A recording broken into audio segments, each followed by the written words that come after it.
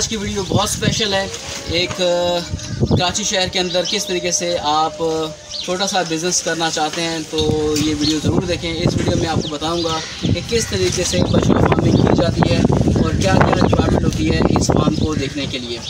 तो चलिए हम आपको बताते हैं कि इस कैटल फार्म को या बछड़ा फार्मिंग को करने के लिए क्या क्या चीज़ें ज़रूरत होती हैं।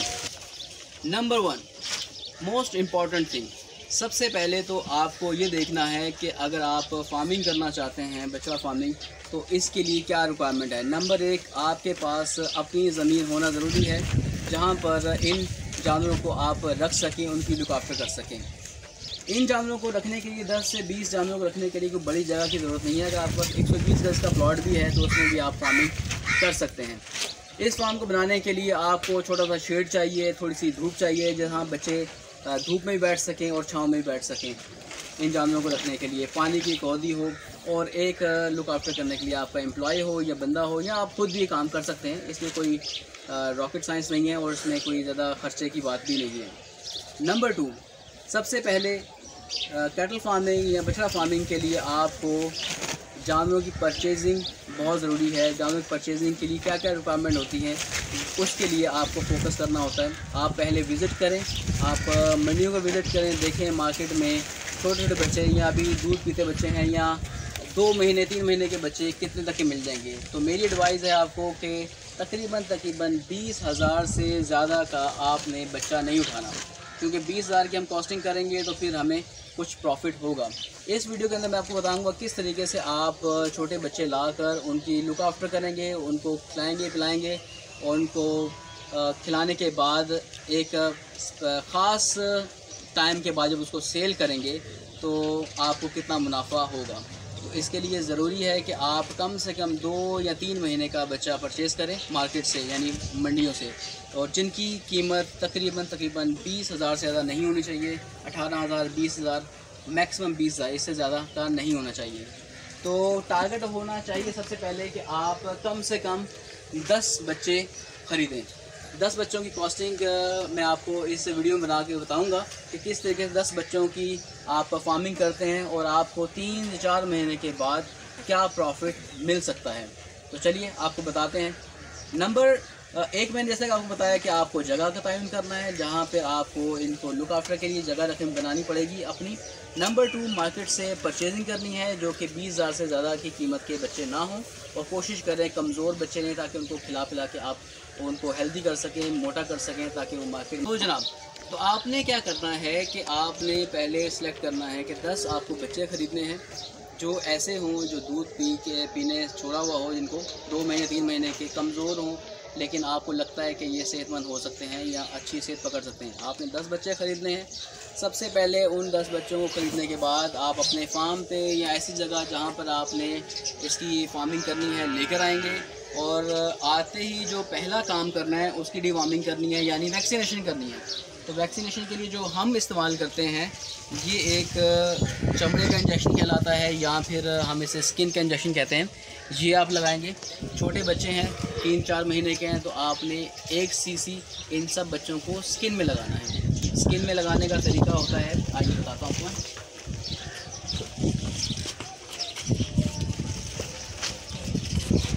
आप मेडिकल स्टोर से स्किन का इंजेक्शन ला सकते हैं, सिरिंज जो कि खाल में लगती है। आपने क्या करना है, एक खाल उठाकर, इस खाल को उठाकर खाल के अंदर लगाना है, गोश्त के अंदर नहीं लगाना। तो इससे क्या होगा कि इनके जो पेट के कीड़े हैं, जिस्म में जो चिचड़ लग जाता है वो उतर जाएगा। अगर कोई मंडियों में बीमारी होती है तो वो इनको नहीं होगी। इसके साथ साथ आपने एक दिन छोड़कर इनको 2-2 सीसी, ये AD3 इंजेक्शन कहलाता है, आपने 2-2 सीसी इन तमाम बच्चों को लगाना है, जो हर 10 दिन के बाद आपको इन बच्चों को लगाना है।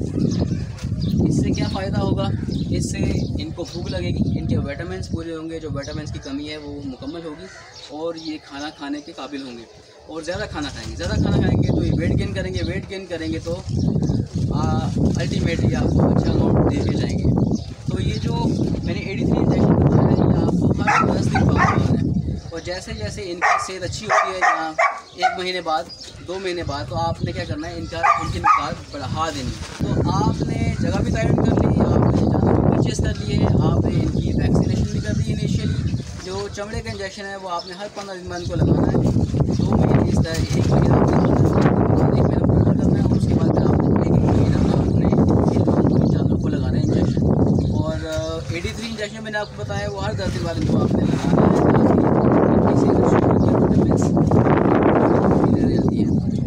इसके बाद बारी आ जाती है मोस्ट इम्पॉर्टेंट इनकी खुराक की। खुराक के लिए मैं आपको बताना चाहूँगा कि किस तरीके से खुराक इनकी रखनी है, ताकि 3 महीने बाद हो सके, और 3 महीने बाद जब इनको कसाइयों को या फिर मार्केट में सेल करें तो ये अच्छी कीमत आपको दे के जाए। तो चलिए आपको बताते हैं इसकी कॉस्टिंग, कि क्या कॉस्टिंग आप करेंगे तो किस तरीके से ये बच्चे किस तरीके से बच्चे बड़े किए जा सकते हैं, इनकी फार्मिंग की जा सकती है। तो जनाब, इनकी खुराक के लिए सबसे पहले आपने ये ख्याल करना है कि आपने अगर 10 बच्चे परचेज़ कर लिए हैं तो 10 बच्चों के लिए क्या खाना प्रोवाइड होगा वो आप नोट डाउन कर लें। बहुत सिंपल है। आजकल मार्केट में हमें जो सूखी रोटी होती है वो दस्तयाब होती है, सूखी रोटी इनको खिलानी होती है। 10 बच्चे हैं तो 10 किलो सूखी रोटी होनी चाहिए, और इसके साथ साथ 10 किलो चोकर आप डालें एक टाइम का, जो आटे का भूसा होता है जिस चोकर कहते हैं।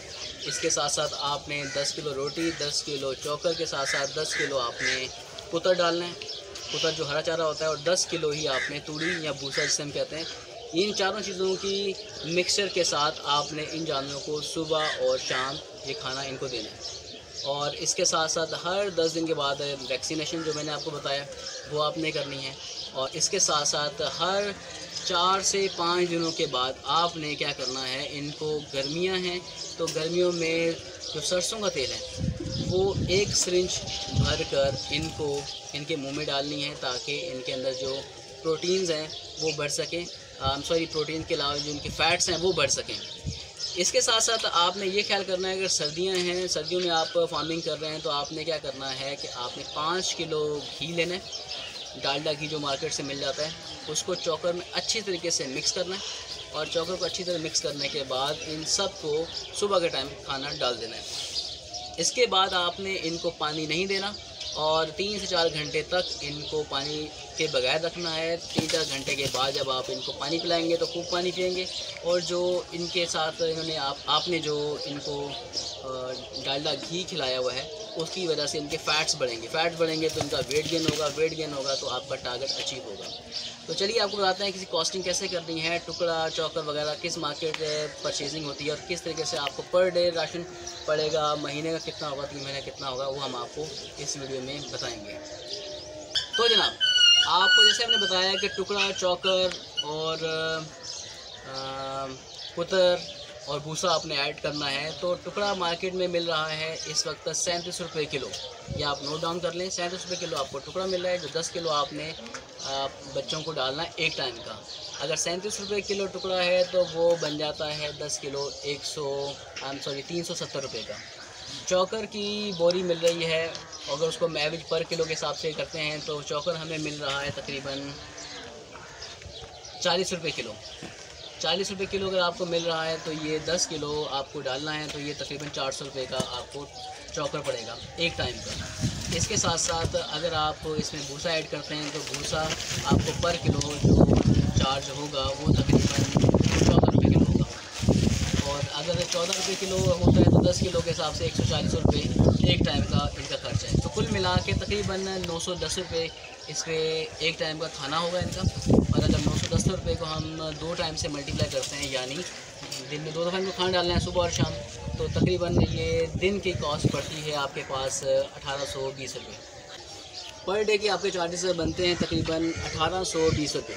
अगर हम 1820 रुपये को मल्टीप्लाई करते हैं महीने से, यानी 30 दिनों का खाना इनको हमने 10 बच्चों को खिलाना है, तो तकरीबन इसके चार्जेस बन जाते हैं 54,600 रुपये। तो ये 10 बच्चों की खुराक के चार्जेस हैं 54,600 जो आपने पर मंथ इनको खिलाना है। और अगर हम इनको डिवाइड करते हैं तकरीबन 10 जानवरों से, तो तकरीबन ये बन जाता है 5,460 रुपये, जो पर मंथ पर बच्चे की कॉस्ट होती है, खाना होता है।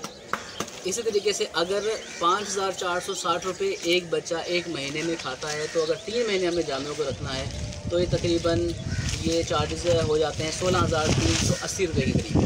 तकरीबन 16,380 रुपये बन जाते हैं। तो ये आपकी पर कॉस्ट है। सपोज़ करें कि आपने 20,000 का बच्चा परचेज़ किया है और आपने 3 महीने उनको खिलाया है, 16,300 तकरीबन 80 रुपये आपने उनको खिलाए हैं। तो ये टोटल आपको कितने का पड़ गया? 16,380 रुपये पर बच्चे की कॉस्ट आ रही है। तो आपने परचेज़ किया था 20,000 का एवरेज। अगर 20,000 का परचेज़ किया है और 16,380 रुपये इसकी 3 महीने की कॉस्ट है, तो आपको एक बछड़ा जो कॉस्ट किया है, जिस पे ख़र्चा आया है और ख़र्चा और परचेजिंग के बाद इस पे चार्जेस बनते हैं 36,380 रुपये। तो आपने 36,380 रुपये ख़र्च किए एक बछड़े की परचेजिंग और खिलाई पिलाई के ऊपर। 36,380 रुपये एक परचेज़ करने के बाद जब आप इसको मार्केट में सेल करते हैं तो तकरीबन इसकी एवरेज जो मार्केट प्राइस चल रही है एक 6 महीने के बच्चे की, वो है 45,000 रुपये करीब। तक 45,000 से अबव ही जाएगा, इससे कम नहीं होगा। और अगर इसकी सेहत अच्छी होती है तो एवरेज 42, 45, 40,000 में ये बच्चा बिकना चाहिए, जो हम ये कर रहे हैं। अगर आपने 45,000 का एक बच्चा बेच दिया तो आपको पर बच्चा जो आपको पैसे बचे हैं वो तकरीबन कितने बचे हैं? आपको तकरीबन 8,620 रुपये करीब। तो सपोज़ करें कि 8,620 रुपये आपने पर बछड़े आपने बचाया है, और अगर हम इसी को मल्टीप्लाई कर देते हैं 10 बछड़ों से, क्योंकि आपने 10 बच्चे रखें, तो अगर आपने 10 बछड़ों को सेल करने के बाद जो अर्निंग की है वो बनती है तकरीबन 86,200 रुपये करीबन 86,000। तो 86,000 आपका डायरेक्ट प्रॉफिट है परचेजिंग और खिलाने पिलाने के बाद। तो ये एक बहुत माकूल बिज़नेस है और इसके अंदर जो रिस्क फैक्टर है वो भी बहुत ही कम है। कोई भी कारोबार आप करते हैं तो रिस्क फैक्टर तो उसके अंदर होता ही है, लेकिन इसके अंदर बहुत कम रिस्क फैक्टर है, क्योंकि इसके अंदर आपको ज़्यादा लुक आफ्टर नहीं करनी, वैक्सीनेशन करनी है आपने वीकली बेसिस पे या फिर मंथली बेसिस पे या 15 दिन के हिसाब से।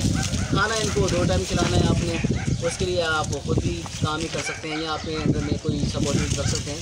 इनको लुक आफ्टर करने के लिए कोई ज़्यादा हार्ड एंड फास्ट रिक्वायरमेंट नहीं है।